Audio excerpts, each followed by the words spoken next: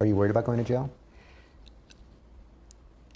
There are a lot of things that are worrying me right now. There was no real business there. The whole thing, as I understand it, I think was just one big Ponzi scheme, right?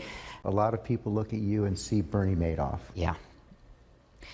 I mean, I don't think that's who I am at all, but I understand why they're saying that. People lost money. I always ask you, did you know that FTX deposits were used to pay off Alameda creditors? I don't know of FTX deposits being used to pay off Alameda creditors.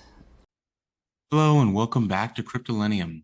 Today we'll briefly discuss what Elon said about SBF's political donations, Caroline Ellison being spotted, why Cardano is poised to potentially rally, and Bitcoin's status relative to the next halving. So without further ado, please like and subscribe, and let's dig in. Just in, Elon Musk says Sam Bankman-Fried probably donated over $1 billion to support Democratic elections. And he doubled down on this, stating that's just the publicly disclosed number regarding the 40 million that was actually stated. His actual support of Dem Elections is probably over 1 billion. The money went somewhere, so where did it go? Very interesting. I don't know if this is just speculation, but he does have a lot of data because SBF made an offer to help invest in Twitter when Elon was acquiring it.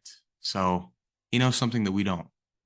Adding on to that, a user claims that they spotted Caroline Ellison at Ground Support Coffee on West Broad in SoHo, Manhattan this morning at 8:15 a.m. This would mean she's not in Hong Kong and is not in custody. She's in New York, possibly. This wasn't confirmed at the time of posting, but confirmed, the barista behind the counter has confirmed it was Caroline. They seem like they are pretty immune to whatever is going on now. They clearly have padded enough pockets to keep themselves safe. In addition, Coinbase CEO rejects FTX's accounting error, says funds were obviously stolen. Brian Armstrong says only the most gullible person would believe the $8 billion hole was due to lackluster accounting. This is Brian Armstrong, CEO of Coinbase, if you didn't know him already. Very smart individual, but he is skeptical. He graduated from MIT as well with a degree in physics. So, you know, they are fellow alumni. And direct quote from him, I don't care how messy your accounting is or how rich you are, you're definitely going to notice if you find an extra $8 billion to spend. Even the most gullible person should not believe Sam's claim that this was an accounting error. He pretends very well. Sam is a very, very smart individual. Even though we think he's very stupid, he's still figuring out how to manipulate the masses with all these interviews. Keep that in mind. Something I found to be quite interesting, though, is Charles Hoskinson, the founder of Cardano and also a co-founder of Ethereum, stated that not listing Cardano is tightly correlated with bankruptcy. And I don't know if this is just kind of a joke or more of a coincidence, but for those of you who do know, FTX was talking about listing Cardano a few weeks before it crashed. SBF even tweeted that they're going to be listing it within the next few weeks prior to the crash. Now we're talking more about Gemini. So on Saturday, Financial Times reported that Gemini was attempting to recover as much as $900 million from troubled crypto lender Genesis. Cardano founder Charles Hoskinson took at Gemini, popular cryptocurrency exchange founded by the Winklevoss twins, early Bitcoin adopters, for refusing to add ADA. And so this is his reason as to why it's pretty tightly correlated with bankruptcy risk, since the only other person that wasn't willing to create, a spot pair for ADA ended up crashing and being insolvent. So now Cardano enthusiasts have taken Gemini to task for refusing to add support for ADA despite listing the native tokens of other popular proof-of-stake protocols. Gemini did something similar with XRP, but then we found out XRP was in trouble, and so that validated that issue. ADA is a very, very fundamentally sound protocol. So in this case, I'm on ADA's side, I'm on Cardano's side, but this is personal opinion and it's not financial advice. And speaking of Cardano, Sentiment reports, and Sentiment is a huge market intelligence platform for over 2,500 cryptocurrencies, but they report that Cardano is head and shoulders above all other crypto assets on development activity. Their GitHub tracking data filters out routine updates like Slack updates. And take a look at this. This is their ranking for Cardano as the number one, with dev activity being at 532,000 or 572,000 updates within the last 30 days.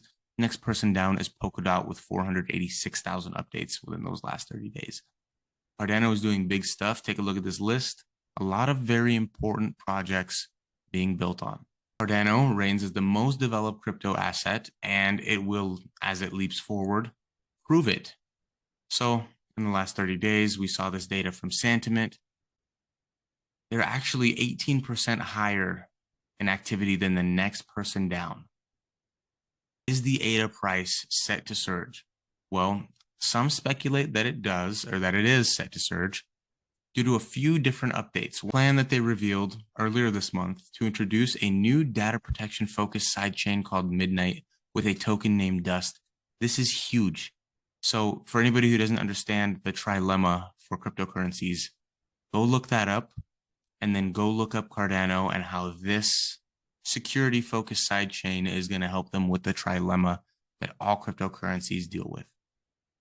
IOG, Input Output Global, the research foundation that works on Cardano, also announced Hydra for payments, which is huge. It's a layer 2 scaling solution.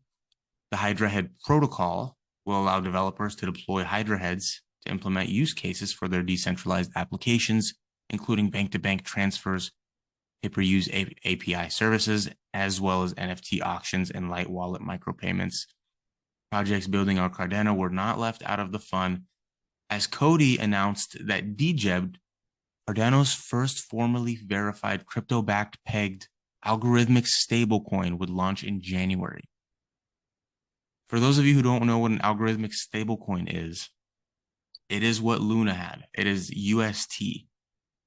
That didn't work out too well, but I have a feeling that this is going to be the right way. And lastly, for Cardano, but definitely not least, staking ratio between layer 1 native assets with 71.1% staking ratio on Cardano. This kind of outlines what's going on. Sol is the next crypto down with 66%, Atom 64%, with extremely high yields.